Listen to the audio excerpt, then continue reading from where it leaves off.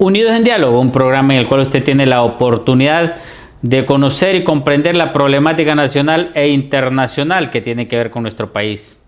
Usted dirá, ¿por qué en un momento determinado en el programa Unidos en Diálogo se abordan temas internacionales? Por supuesto, muchos de ellos nos vienen a dar consecuencias a Honduras. Y al final de cuentas es importante que entendamos que cuando se está haciendo algo, ya sea aquí cerquita con nuestros vecinos centroamericanos o al otro lado del mundo, siempre hay una consecuencia para nuestros países y principalmente para Honduras, que es el nuestro. Y pues un tema que vamos a estar hablando el día de hoy es algunos conflictos que se están presentando, principalmente con Groenlandia, esa disputa que hay, un pasito ahí que se está tomando en cuenta por algunos países que tienen sus propios intereses.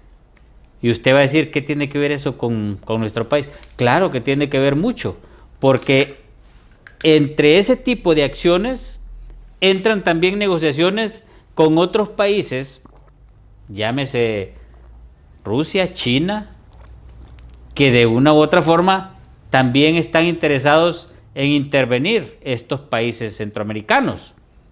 Y alguien dirá, ¿por qué son tan importantes? ¿Y por qué es tan importante Honduras?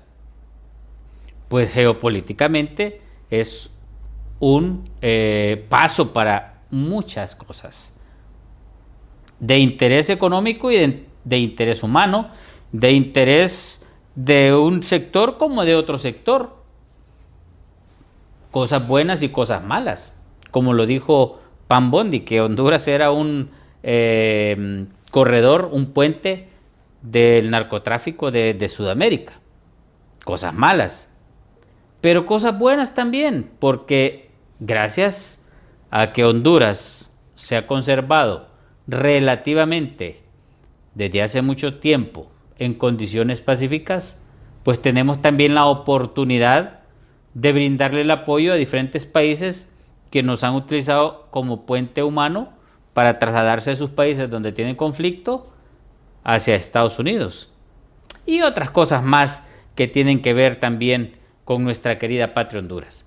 Pero para hablar de este y otros temas más, tenemos a un invitado especial, a una persona que se ha dedicado toda su vida prácticamente al estudio y al análisis de la geopolítica, y hoy por supuesto lo vamos a escuchar hablándonos muy bien de lo que es Groenlandia y por qué Groenlandia, allá donde está, que casi no se puede ni vivir por el frío, pero le interesa principalmente a las potencias y a la potencia norteamericana.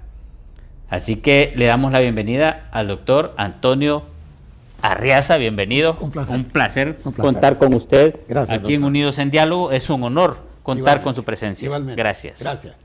Gracias por invitarnos. Pues mire, esto que acaba de decir me hace tomar conciencia. La población que hay en Groenlandia es inferior a 57,000 habitantes. Nosotros aquí en Tegucigalpa, en la colonia Kennedy, tenemos más de 70,000 habitantes. Es decir, solo allí tenemos más habitantes que en toda esa gigantesca isla que es más grande que México, que es más grande que el territorio de Estados Unidos. Es enorme, gigantesca. Entonces, comprenderemos que tiene un impacto. La geopolítica maneja en estricto sentido dos grandes variables. Una, territorio, ¿verdad? Porque la geopolítica viene de la geografía, de allá es una rama de. Y por otro lado, la población. Entonces, imagínense, aquí estamos hablando de un gigantesco territorio apenas poblado. Entonces, eso ya marca un asunto trascendente que aprovecho retomar por lo que usted acaba de decir. Bueno, en este caso es importante entender y explicarle a la población lo que pueda significar de una u otra forma este tipo de conflictos, porque ahí tiene que ver mucho la economía de algunos países y principalmente las potencias. Y alguien dirá, bueno, ¿por qué tiene que ver con Honduras? Si ese tipo de potencias dedican su capital o su economía más a otros países, a los países aliados como los nuestros nos va a terminar afectando. Si toman decisiones, por ejemplo, conflictos con Rusia, con China, también eso de una u otra forma nos viene la oleada. Entonces, realmente, ¿cómo considera usted en este caso que se puede relacionar? Y después vamos a profundizar sobre esa problemática, pero al inicio, para que la población entienda por qué vamos a hablar de este tema, qué situaciones se pueden venir a esta región centroamericana y principalmente a Honduras si está sucediendo incluso la deshielización, sí, que nos puede afectar incluso hasta eso. Y eso, al intervenir ese tipo de situaciones, acelera que el hielo se vaya disminuyendo. ¿Nos va a afectar a estos países o no nos va a afectar? Claro. Veámoslo desde ese punto de vista también social y económico y geológico, pues. Claro. Bueno, mire, usted ha mencionado un tema que yo inmediatamente se me ocurrió hacer esto. Mire, dependemos hoy día de cosas como estas. Mire, yo estoy hablando, usted me está escuchando a través de esto que tengo aquí. Todo esto, ¿dónde es hecho? Es hecho en Asia. Porque no solo quiero decir China, porque por ejemplo, es de Corea, etcétera. Entonces, pero son hechos en Asia. Asia es la gran fábrica del mundo. Y toda la gran tecnología nos está viniendo de Asia. ¿Por qué? En mucho porque China es el territorio donde está concentrada la mayor cantidad de tierras raras que hay en el planeta. Cuando hablo de tierras raras no me refiero a tierra así, sino son minerales. Minerales como lo es el oro, como es la plata, como es el cobre, etc. Entonces, a ese grupo de minerales que están en la tabla periódica de los elementos en la parte de abajo, se les llama tierras raras porque son rarísimos en el planeta. China es el país que tiene la concentración mayor de tierras raras en el planeta. Pero ¿qué sucede con el deshielo? Que Groenlandia es una isla gigantesca que ha estado súper congelada. No ha sido así toda la vida. Imagínese usted que Erik el Rojo, el vikingo famoso, fue el que le puso el nombre de Greenland. Es decir, territorio verde. Y usted lo que mira ahí es blanco. ¿Por qué? Porque en aquellos tiempos no estaba así. Los cambios climáticos en el planeta han ido para un lado y para otro. Entonces, hoy está congelada, pero está en proceso de deshielo. Entonces, hasta ahora, la enorme, grandísima, gruesa capa de hielo ha impedido, por un lado, conocer y por el otro lado, sobre todo, explotar los minerales que hay allí. Entre ellos el petróleo. Hay mucho petróleo ahí. Pero al ocurrir este deshielo, entonces el hielo se está retirando y está dejando evidente la tierra, la parte geológica. Entonces, ¿qué ocurre? Que ahora aprovechar, explotar esos minerales es accesible y por tanto se despierta el interés de potencias como los Estados Unidos que no tienen acceso en su propio territorio a eso. Por ejemplo, estamos hablando de Groenlandia, que ahora mismo vamos a ver un mapa en donde aparece pintado en verde, porque ese es el nombre en inglés, Greenland. Y usted va a ver un círculo, eso significa el Círculo Polar Ártico. Y en el centro, arriba, hay un texto que dice Polo Norte. Ahí está justo la cumbrera del planeta. Entonces vea usted que ese círculo está de este lado, en verde, Groenlandia, con el mapa de la bandera de Groenlandia.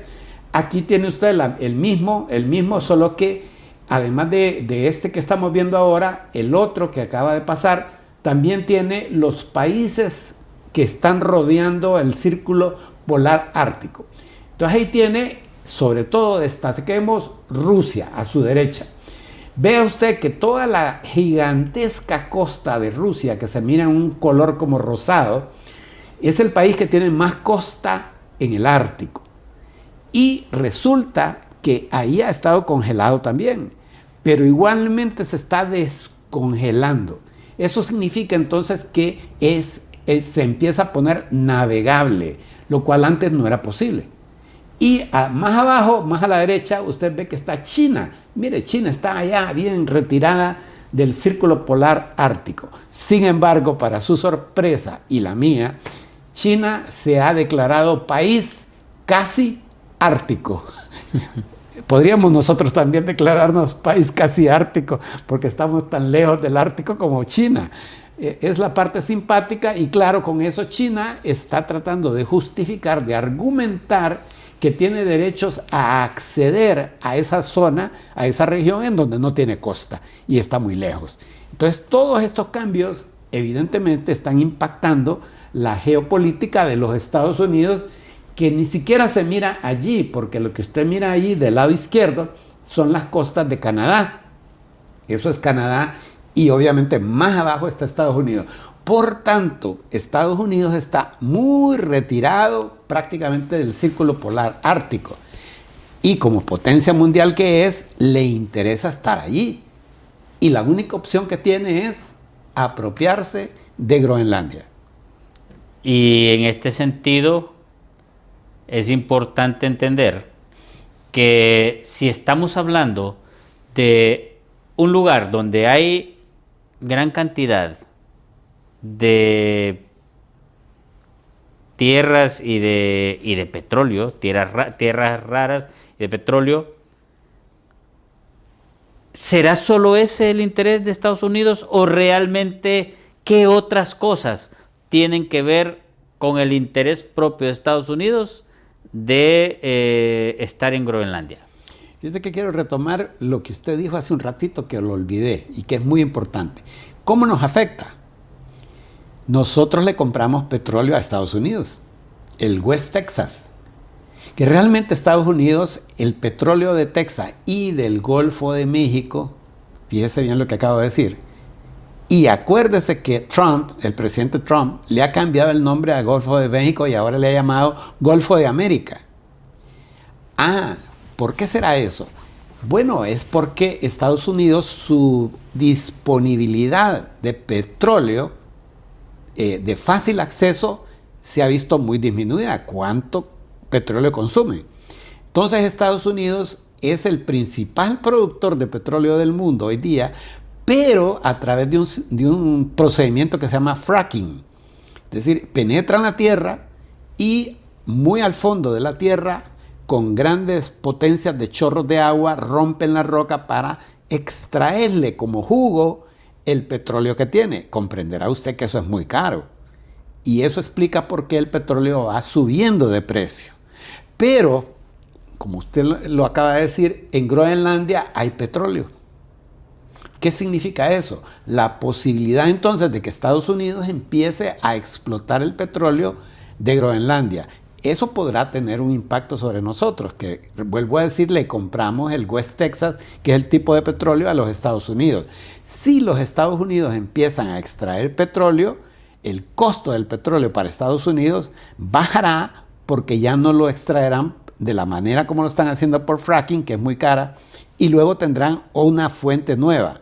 Esa también es la explicación de por qué lo de Venezuela.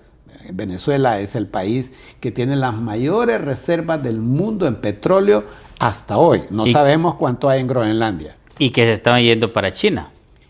Sí, así es. Y para Cuba. Y entonces ahí tenemos que, cuando usted ahora me ha hecho la pregunta, bueno, es que cuando China ha dicho que son casi árticos, es porque resulta que con el deshielo, el gobernador de Groenlandia le quiso construir aeropuertos para llevar turismo y empezar a hacer comercio. Y que Groenlandia se convirtiera como en una estación de tránsito de la aviación. Fue a Estados Unidos y les dijo que le ayudaran a construir, pero es demasiado caro por el hielo y el permafrost que hay ahí, que lo vuelve difícil la construcción. Estados Unidos le dijo, no, es demasiado caro, costo-beneficio, es demasiado caro. Entonces fue a China y los chinos le dijeron, sí. Entonces, ¿qué significó eso? Que los chinos empezaron a venir a Groenlandia, ¿verdad? Empezaron a invadir, entre comillas, Groenlandia con sus proyectos. Evidentemente eso no le conviene a la potencia mundial de Estados Unidos, porque implica tener al adversario principal metido en su terreno, ¿verdad? Es lógica entonces la reacción de Estados Unidos de tratar de que eso no suceda. Tenemos entonces allí un punto en el cual hay una fricción geopolítica entre las dos grandes potencias mundiales que tenemos hoy día. Y en este sentido, Estados Unidos está preocupado no solamente por Groenlandia, porque acuérdense que China ha estado también haciendo comercio con casi todos los países de Sudamérica y casi todos los países de Centroamérica, Sí. incluyendo México, que es de Norteamérica. Así es. Entonces, ¿cómo va avanzando esa situación en relación a lo que Estados Unidos ha hecho en todos estos años atrás y lo que está haciendo el actual gobierno de Donald Trump, precisamente por el descuido que el mismo Estados Unidos hizo en los gobiernos anteriores? Sí. Entonces, relacionando esto con el tema que estamos desarrollando, y yo les hacía ver que vieran en la ilustración la gigantesca costa que tiene Rusia en el Ártico. Entonces, como ese deshielo ha permitido que se navegue ahora en toda la costa ártica de Rusia. Eso implica, o está implicando ya, porque ya está empezando a suceder, que China está trayendo superbarcos de contenedores que pueden llegar de 18,000 contenedores un barco, se imagina, hasta 25,000 contenedores, que es el máximo. O sea, son barcos realmente inmensos, gigantescos. Imagínese usted, para que tenga una idea, nuestro Estadio Nacional, póngalo 5 veces seguidas, pegue 5 veces el estadio, y eso sería el mayor barco de portacontenedores que existe. ¿Se lo imagina usted? Si usted se para frente al estadio, ve la mole que es el estadio. Ahora imagínese los 5 veces de largo.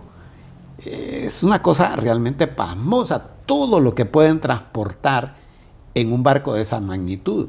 25,000 contenedores de 20 pies. Entonces, ¿qué tenemos? Que China ya empezó a utilizar esa ruta comercialmente y ya empezó a salir desde China los barcos que vienen con dirección a Europa, ¿verdad? Entonces, Estados Unidos está viendo que si ya China, por las rutas largas y caras, porque imagínese usted, hoy día el mayor comercio entre Asia y Europa circula por el Océano Índico o Indio y entra por el Canal de Suez. Esta nueva ruta que se está empezando ahora, que es la que estamos mencionando por el Ártico, reducirá en 20 días la ruta que hoy día se usa. ¿Se imaginan ustedes el impacto económico que eso tiene? Eso en comercio internacional, tiempo es dinero. Entonces, mientras más dura el viaje, más caros serán los productos. Si a esa ruta le baja a usted 20 días, se imagina el impacto económico que eso traerá, ¿verdad? Entonces, claro, la posibilidad económica y de control de la economía mundial que puede tener China va a aumentar significativamente. Entonces, claro, evidentemente Estados Unidos tiene que preocuparse por eso, porque si ya la situación de Estados Unidos es complicada, ya de esta manera será todavía más problemática. Pero si hay la posibilidad y la oportunidad de movimiento de estos barcos comerciales, también puede haber posibilidad de barcos o de naves no comerciales, no convencionales, que puedan poner en riesgo. Claro, correcto. ¿Cómo está también ese análisis? Sí, mire, hay una lámina que tenemos por ahí que muestra un lugar que se llama GIUK.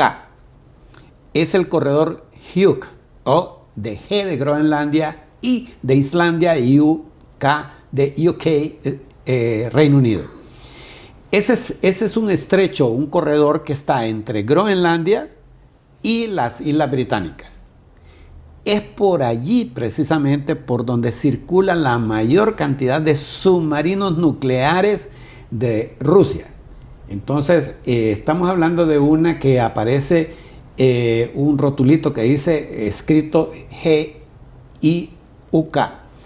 Entonces, por ese estrecho corredor G-Hyuk es donde circula la flota del norte de Rusia, la que se llama la flota animal. ¿Esa está entre las últimas o las primeras, esa diapositiva? En medio. Estamos hablando como la 10 entonces, por ahí. Por ahí. Entonces, esa base naval de Rusia está justo a la vueltecita de Noruega. Es en Murmansk, se llama ese lugar, ese puerto ruso. Y ahí entonces están los submarinos nucleares de Rusia. Es decir, la principal amenaza para Estados Unidos. Si usted se da cuenta, ahí está, exactamente. Ahí donde mira usted la flecha roja, cuando miremos la lámina, usted ve a la parte de arriba dice, ahí está Groenlandia, en la parte de abajo están las Islas Británicas y en medio está la flecha roja. Ahí es exactamente el corredor Hyuk. La islita pequeña que está arribita de la flecha roja es Islandia. Entonces vea usted que allá en la ilustración del centro tenemos un rótulo que es exactamente el mismo mapa, pero en el del centro hay un rótulo, ahí está Murmansk. Y allá tienen ustedes la ilustración de un submarino de la flota animal. Le dicen la flota animal porque todos los submarinos tienen un nombre de un animal. Por eso se le llama la manada o la flota animal. Entonces ellos vienen de allá de Murmansk. Si ustedes se ubican en el mapa, ya usted se ubicó donde está Murmansk, en el rotulito del mapa central, y pasan por ahí, por donde está la flecha, para poder acceder al océano Atlántico y llegar a las proximidades de los Estados Unidos. Ahora recién, a finales del año pasado, que hubo una crisis un poco fuerte entre Estados Unidos y Rusia, Rusia mandó a su submarino Novgorod. Este es un submarino muy especial porque porta el torpedo del fin del mundo. Así le han llamado de apodo. Este submarino tiene la capacidad de lanzar ese torpedo a mucha distancia. Es capaz de recorrer varios miles de kilómetros porque es un dron submarino. Y lo que hace es que cuando está en las proximidades de su blanco, por decir algo, en las proximidades de Nueva York, antes de llegar explota. Y es una bomba nuclear muy poderosa. Y al explotar lo que hace es provocar un tsunami. Entonces, pero ese tsunami va contaminado de radiación. Entonces, ¿se imagina usted que entre una ola gigantesca que invada una ciudad y que la contamine de radiación? Ahí se muere medio mundo, ¿verdad? Y el que no se muere de inmediato se muere después, y usted como médico lo sabe muy bien, ¿verdad? Que alguien me dijo una vez, ¡ay, qué bien que estamos tan lejos, no nos van a tirar una bomba atómica! Yo le dije, mira, yo prefiero que me tiraran una bomba atómica porque así terminamos en un segundo. El problema para nosotros es que una bomba atómica no nos va a venir a caer directamente, sino que nos va a caer la lluvia radioactiva, que empieza a llegar tiempo después y nos está dañando de manera sistemática y la gente se va muriendo poquito a poquito con gran sufrimiento. Ya, ese es el problema de un país pequeño como nosotros. Esa sería la otra situación crítica en la que entraríamos ante ese tipo de situaciones. Luego, si estalla una tercera guerra mundial, esa es la posibilidad, porque no creo que la base de Palmerola tenga tanto valor como para que le tiren una bomba atómica, ¿verdad? No tiene tanto valor para eso. En Colombia hay, por ejemplo, muchas. Colombia es el país que tiene de América Latina que tiene más bases de los Estados Unidos. y además es un país bioceánico, es el único país bioceánico de América del Sur. O sea, tiene una potencialidad geoestratégica como ningún país de América del Sur. Sí, bueno, y vamos con la otra diapositiva que está enfrente, que seguía ahí, Alan, para que veamos, por favor, porque lo importante de esto es determinar las acciones que está tomando Estados Unidos en relación a Groenlandia, ¿verdad? Y en relación a lo que estamos hablando en este momento. Realmente entonces Estados Unidos tiene la dedicación de protegerse en primer lugar antes que querer utilizar cualquier petróleo o cualquier tierra rara que existe en Groenlandia. O sea, vamos más bien a que está queriendo proteger su territorio de un posible... Sí. Mire, lo que ha dicho del petróleo es importantísimo, porque para Estados Unidos el dólar es la principal arma. Usted me dice, pero el dólar es una moneda, es un billete. Sí, exactamente. Porque el dólar es la moneda de intercambio comercial en todo el planeta. El dólar es la reserva bancaria que cada país tiene guardada para darle valor a su moneda local. Entonces, para Estados Unidos, cuando dicen Estados Unidos aplica sanciones, ¿qué significa eso? Cuando usted va al banco a comprar dólares, si usted se habrá fijado alguna vez en el papelito que le dan, dice SWIFT arriba. Es porque el SWIFT es el sistema informatizado que Estados Unidos utiliza para autorizar toda transacción por medio del dólar. Es decir, si Estados Unidos, como lo hace por ejemplo con Cuba, a manera de ejemplo, impide que Cuba use sus dólares, entonces Cuba va a un banco a hacer una compra internacional y le dicen, no señores, usted no puede hacerlo porque el SWIFT no lo autoriza. Entonces la principal arma cotidiana de Estados Unidos es el dólar, el sistema SWIFT que lo controla.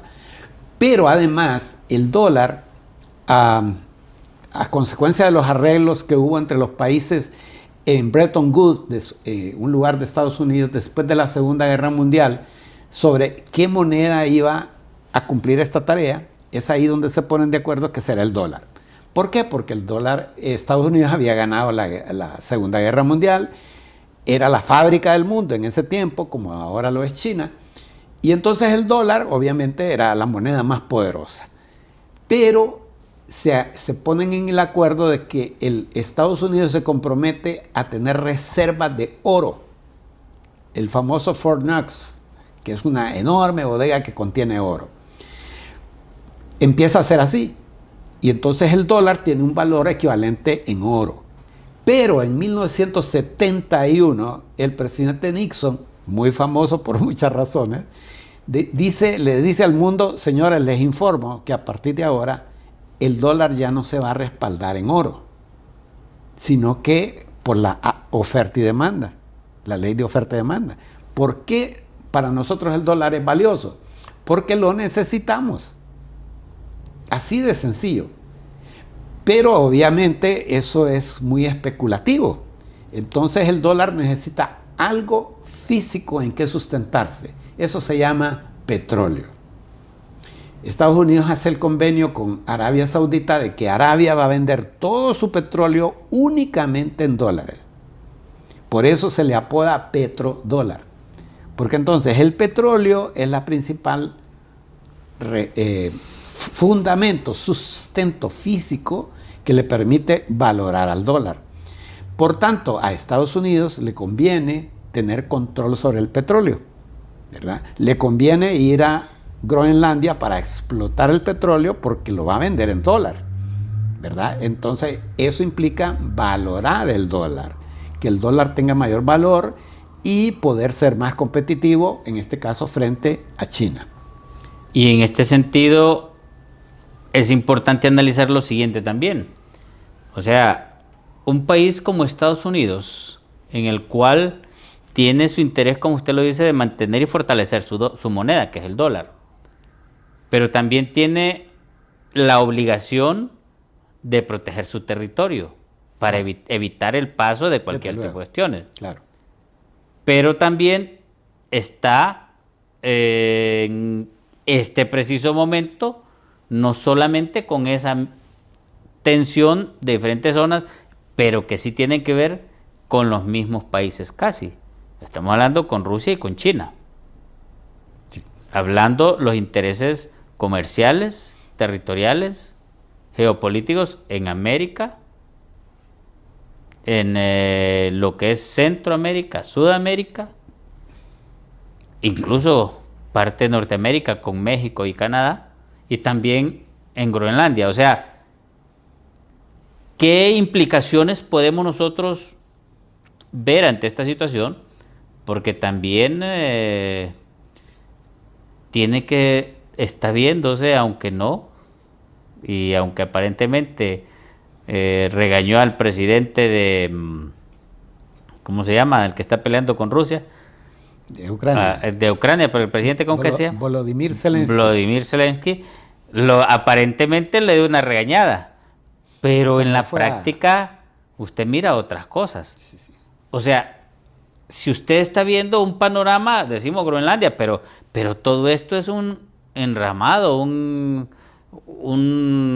enrejado que al final de cuentas nos viene también a mover el tapete por acá. Sí. Retomar lo que usted dijo. Sí, obviamente. Si quiere vamos a una pausa, me dicen, y al venir de la pausa hablamos de esta temática, porque lo que tenemos que ver y el interés nuestro es ese enramado que está sucediendo, cómo es que esa brisita, ese estornudo viene a caer a estos países como los nuestros. Vamos a la pausa y ya retornamos en Unidos en Diálogo. Unidos en Diálogo, un programa en el cual usted tiene la oportunidad de conocer y analizar a profundidad la problemática nacional e internacional que tiene que ver con nuestro país. Y hoy estamos hablando de Groenlandia, estamos hablando de Estados Unidos, estamos hablando de Rusia, estamos hablando de Venezuela, estamos hablando de Cuba, estamos hablando de China.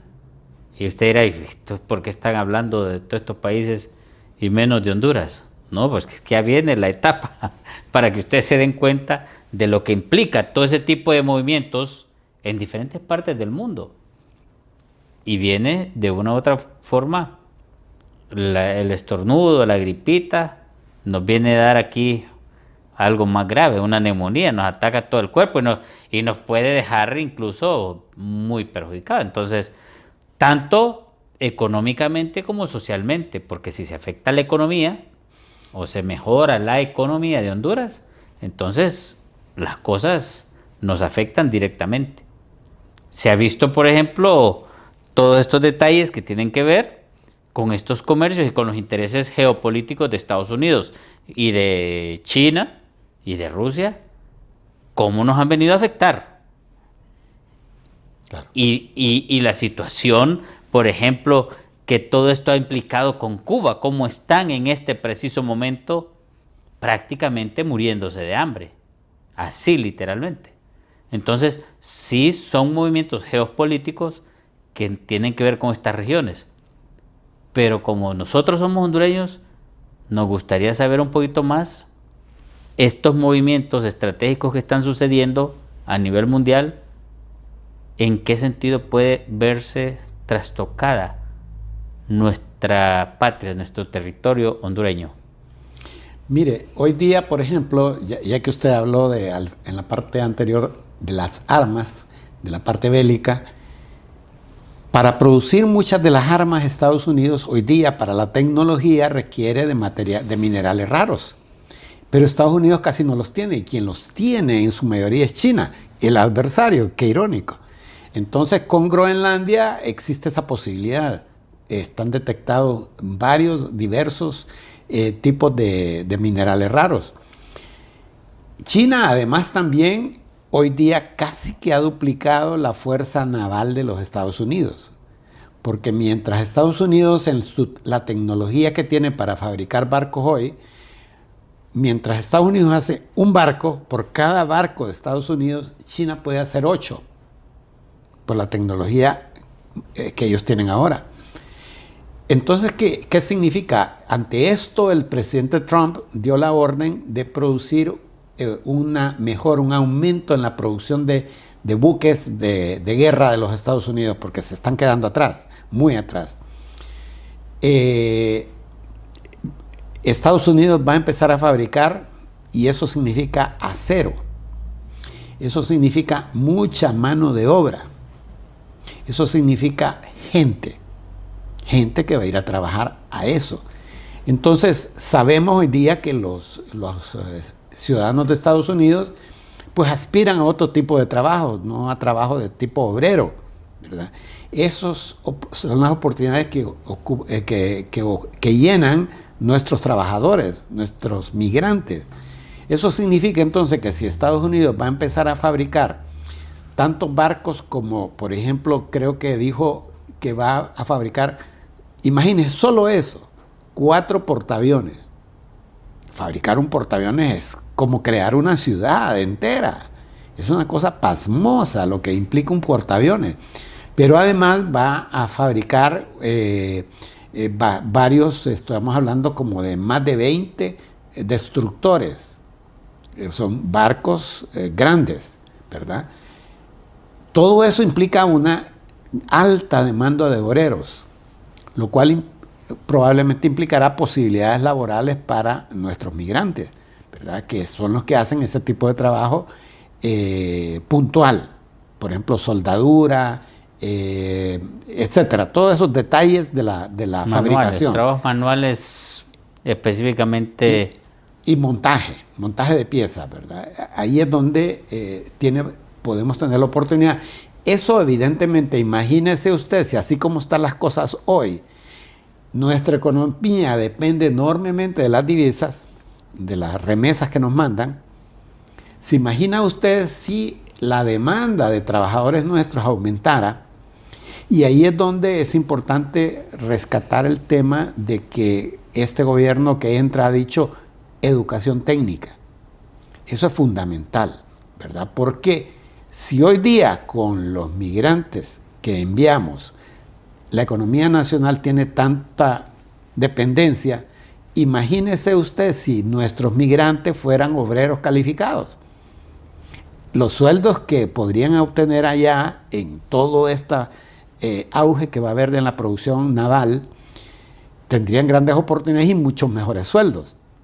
Y eso implicaría mejores remesas para Honduras, ¿verdad? Eso tendría un impacto bien importante sobre nosotros y evidentemente es ahí donde uno dice, bueno, ¿cómo entonces estas cosas que están ocurriendo a nivel tan lejano, física, geográficamente de nosotros nos pueden impactar? Claro que sí, ya hablamos del valor del petróleo que nosotros le compramos a Estados Unidos. Si Estados Unidos explota el petróleo en Groenlandia y puede reducir los costos, eso también tendrá un beneficio para nosotros porque nuestro petróleo, nuestra gasolina, nuestro diésel será más barato. El gas que se usa en las casas será más barato. Entonces, evidentemente, eso tiene una importancia para nosotros. Y luego lo que usted dijo de Ucrania, mire, yo tengo, esta es una hipótesis mía, ¿verdad? En geopolítica uno trabaja con escenarios, que son a nivel de método científico, son hipótesis, ¿verdad? En geopolítica usted nunca puede tener toda la información, porque obviamente es información clasificada. Entonces usted tiene que agarrar un dato de acá, un dato de allá, un dato de allá y tratar de unirlos en la mente, ¿verdad? Entonces vea, la chica bonita de la fiesta con la que todos quieren bailar se llama India. La India es la única, es la 4ª potencia mundial, pero es hoy día la potencia que tiene mayor población en el mundo. Pero además es la única cuya población aumenta. La misma China, su población está decreciendo. Estados Unidos también, Rusia también. Solo la India está aumentando su población y joven. Además, la India es, después de China, fíjese bien, después de China, el país que más ingenieros y técnicos produce en el mundo. Produce tantos como Estados Unidos y Rusia juntos. O sea, eso entonces usted empiece a pensar. India se puede convertir precisamente en la fábrica del mundo próxima. Pero a diferencia de China, que los chinos son codo y no consumen lo que producen ellos, por eso China necesita exportar, porque el mercado de consumo interno es muy pobre. Aunque tengan dinero, los chinos por cultura y por historia acaparan. Entonces ellos, acuérdense que vienen de vivir muy pobremente. Entonces no están acostumbrados a ese alto consumo como los gringos, que están acostumbrados a consumir. Entonces China no es un buen mercado interno. Pero la India, con muchos jóvenes que pueden llegar a ganar mucho dinero, evidentemente se convierte en un gran mercado futuro. Así que entonces todos andan detrás de la India, todos quieren que se venga conmigo. India, vente conmigo. Rusia está haciendo una gran jugada que se llama Corredor Norte-Sur. Está construyendo una vía ferroviaria que va a conectar San Petersburgo, allá en el Báltico, allá por donde estamos en Groenlandia, enfrente de Groenlandia, enfrente exactamente. Y Murmansk, como ya vimos, que está todavía más enfrente, porque San Petersburgo todavía tiene a la península de Escandinavia, de Suecia y Noruega adelante, en medio de Groenlandia. Pero partiendo de San Petersburgo y de Murmansk, Rusia está construyendo una ruta ferroviaria con destino a la India. ¿Verdad? Esa ruta, imagínese usted, va a reducir en 40 días el tiempo requerido. Entonces, ¿qué significa eso? Significa eso que de repente, y esta es una hipótesis mía, Trump ha visto esa posibilidad de negocio. Estando en Groenlandia, ahí enfrente le va a quedar el acceso a esa ruta y llegar a India de manera muy rápida, muy directa, a través de esa ruta rusa. Entonces, la pregunta es, ¿por qué será que algunos dicen Trump le está dando gusto a Putin en Ucrania? ¿Por qué le está concediendo tantas cosas en Ucrania? La gran pregunta que yo me hago es, ¿será que adquirir el derecho para Estados Unidos de transitar por ese corredor que le lleve a la India y al Asia de manera muy fácil, será a costa de una factura que va a pagar Ucrania? ¿Le convendrá a Estados Unidos Ucrania si se supone que en Ucrania hay también tierras raras que ocupa Estados Unidos? Y lo otro que hay que analizar es el costo de Groenlandia, que está diciendo Rusia que puede estar costando unos 250,000 millones. Sí. ¿Cómo se ve esa situación también? Mire, el punto es que la principal área de tierras raras de Ucrania ya está en poder de Rusia, ¿verdad? Entonces, por ejemplo, las fuentes, los gases, hay gases que son necesarios para, como por ejemplo, se me escapa ahorita el nombre de los gases, pero hay unos gases que son importantes para la fabricación de semiconductores. ¿Y quién produce esos gases en el mundo? Son Ucrania, justo ahora en Donbass, que está en poder de Rusia, y la China. Esos son los dos grandes productores de esos gases, que por ejemplo, todos los semiconductores que se hacen en Taiwán, que es donde se produce la mayor cantidad de semiconductores del mundo, requieren de esos gases. Es decir, que si Rusia y China le cortan esos gases a Taiwán, no puede fabricar los semiconductores. Así de sencillo. Entonces, el punto es que yo me pregunto es, ¿qué tan acuerdo de negocios, ¿verdad?, ha hecho Trump con Putin para efectos de, mira, al final a Estados Unidos, por ejemplo, otra de las ventajas grandes que tiene Ucrania es las tierras negras. Son las mejores tierras de agronomía para la agronomía del mundo. Y las alquila China. China tiene ahí sembríos para su alimentación. Entonces le pagan una buena cantidad a Ucrania por usar sus tierras. Entonces, la pregunta es, bueno, ¿qué tanto gana Estados Unidos realmente con Ucrania? El único negocio que se ve que Estados Unidos puede tener real es, uno, hoy día, obviamente, la venta de armas, que las tendría que pagar Europa, y ahí venimos al otro lío, y la otra es la reconstrucción. O sea, empresas de construcción que vayan de Estados Unidos a Ucrania a volver a construir lo que las bombas destruyeron. Esa puede ser la posibilidad que yo miro. Hoy día, por ejemplo, ante lo de Groenlandia, Estados Unidos ha entrado en conflicto con la OTAN. Fíjese bien, y el principal miembro de la OTAN es Estados Unidos, pero los demás son los europeos. Entonces hay un principio en la OTAN que es cuando uno de nosotros es atacado, respondemos todos. Y Groenlandia es territorio de Dinamarca.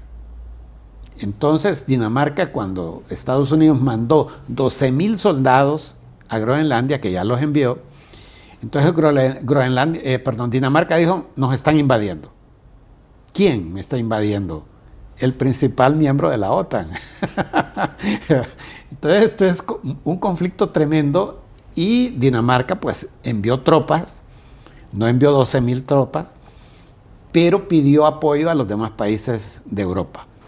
Entonces todos los demás países de Europa, de los cuales el que más ha gritado es Francia, ¿verdad? Pero Alemania también mandó, ¿no? Sí, mandó. Y que regresaron por lo que... Sí. Las sanciones. Sí. Entonces, pero ya Trump les dijo que no los iba a sancionar. Porque retiraron. Sí. Entonces, pero el que más ruido hizo fue Macron, el presidente de Francia, hizo una presentación con un avión Rafale atrás en sus espaldas, que es un mensaje contundente, ¿verdad? El Rafale es el mejor avión de combate de Francia. Y rodeado de soldados aquí, ¿verdad? Y entonces ahí dijo, vamos a mandar tropas a Groenlandia. ¿Qué está diciendo? Está poniéndose a desafiar a los Estados Unidos. Por eso el presidente Trump, a quien más le está tirando en la cabeza es a Macron, ¿verdad? Pero ¿cuál es el punto? El punto es de que ante esto los países de Europa han mandado tropas de manera simbólica a Groenlandia, ¿verdad? Han mandado tanto como 25 soldados, por ejemplo. Pero el gran problema es que Alemania ha dicho, ¿por qué no pensamos esto del problema que tenemos con Rusia y mejor nos entendemos con Rusia? Fíjese que eso tiene un impacto tremendo. En mucho las guerras mundiales han sido de Occidente tratando de evitar que Alemania se entienda con Rusia, porque son dos grandes potencias. Esa es toda la tecnología que ha tenido Alemania, todo el prestigio, etcétera. Es la industria, el motor, la fábrica de Europa. Que se entienda con Rusia, que es la gasolinera de Europa, hombre, sería un gran problema para países como Estados Unidos, ¿verdad? En cuanto a, esa puede ser una potencia mundial que hay que cuidarse de ellos. Entonces, si ahora Alemania está diciendo, ¿por qué no pensamos el problema que tenemos con Rusia y mejor platicamos con ellos? Porque ellos también son europeos. Ah, no se habían dado cuenta que eran europeos. ¿Y en qué tiene que ver? Porque como estamos hablando de una u otra forma de todos estos aspectos geopolíticos que tienen que ver con Rusia, China, Estados Unidos, pero no podemos dejar de hablar, por ejemplo, lo que acaba de suceder en Venezuela, donde se suponía que los principales aliados de Venezuela, tanto Rusia como China, se hicieron para atrás. Sí. ¿Qué pudo haber pasado en ese ínterin de estos países en relación a lo que Estados Unidos accionó? Y que es importante porque es uno de los países a nivel mundial con las mejores reservas del petróleo. Desde luego. Exactamente, y ese es el principal interés de China. Usted me está hablando del petróleo de Groenlandia, sí, pero también tenemos que ver el petróleo de Venezuela. Y el petróleo de Venezuela es el principal interés de China. ¿verdad? Allí en Venezuela, China tiene muchas inversiones, le ha hecho muchos préstamos a Venezuela, y lo que a China le interesa es recuperar su inversión, ¿verdad? Y asegurar su provisión de petróleo. China no está pensando en hacer una colonia en Venezuela, ¿verdad? No están pensando en eso. El principal de negocio chino en América del Sur es el ferrocarril interoceánico en América del Sur, que ya China construyó el megapuerto de Shanghái en Perú. Ahí están llegando ya los grandes, gigantescos barcos chinos, y de ahí están repartiendo su mercancía a los demás países de América del Sur. Pero el objetivo es cruzar América del Sur para llegar a Santos, Brasil. Y de Santos, Brasil, entonces, aprovechar toda la producción, sobre todo de soya, para la alimentación de animales y todo ese tipo de cosas en China, y llevar los barcos cruzar el Atlántico y cruzar el Índico hacia China. Algunos dicen de que el punto de lo que ocurrió en Venezuela, de por qué solamente se llevaron a Maduro, es una muy inteligente estrategia de los Estados Unidos. Entonces, algunos dijeron, bueno, Venezuela es un país de una geografía difícil, ¿verdad? Algunos dijeron, bueno, Estados Unidos parece que anda buscando su Vietnam en Venezuela. Y al parecer Estados Unidos ha sido muy inteligente de entender que no le conviene hacer una invasión, mandar sus tropas a Venezuela, porque imagínense, toda esa zona ha sido de guerrillas y de narcos, de una serie de grupos delincuenciales, y además lo que implica el gobierno de Venezuela. Los colectivos que hay en Venezuela, que hay mucho más que aquí, obviamente. Entonces Estados Unidos lo que está haciendo sabe que ahora lo que está poniendo sobre el ajedrez es a Diosdado Cabello, ¿verdad?, con el jefe, que es el líder de las maras, podríamos decir, de los colectivos de Venezuela, con el comandante del ejército. Es decir, ponerlos a pelearse entre ellos, para que al fin decidan quién de ellos va a ser el que mande en Venezuela. Dicho de otras palabras, me quedo yo en las graderías y ustedes se matan en el terreno. Cuando ustedes estén debilitados, noqueados, entonces entraré yo. Tengo tiempo. Y todo esto, si usted ve, implica de una u otra forma también lo que sucede en el resto de América, tanto como en Cuba, Nicaragua, pero principalmente donde estamos viviendo nosotros, que es Honduras.